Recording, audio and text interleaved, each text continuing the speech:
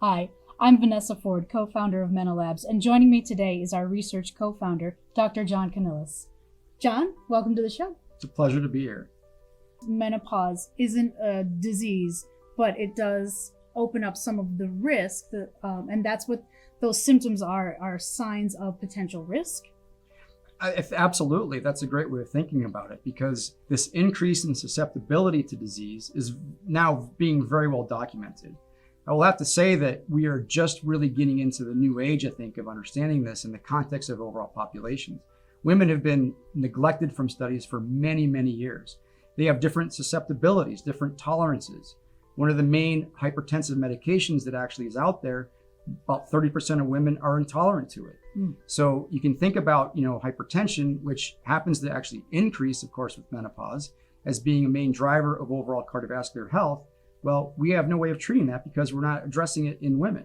So if we look at really these things in the context of menopause, what makes them more susceptible?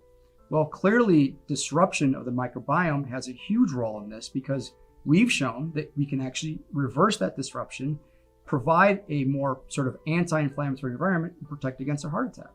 We can protect against weight gain. We can protect against hypertension. And again, not saying that this is a cure-all, Right. but we are addressing things at a fundamental health level. And if we're attacking what I believe is a third of our health at its root level, then of course we're gonna have a major impact overall.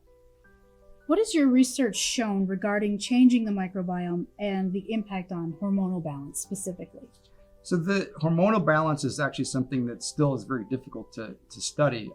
Our tools that we have are pretty limited to do this accurately. We're not necessarily restoring, let's say, a hormonal environment. What we are doing is actually correcting, I think, some of the deficiencies that happen with menopause.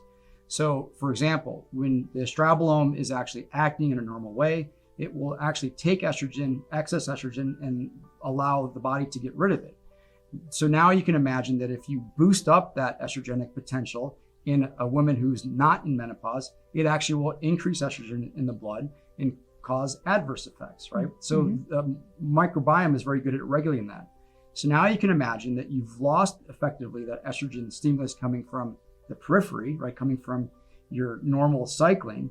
Now you can actually take the limited amount through the gut and then put it back into the blood through the estrobolome, the microbiome.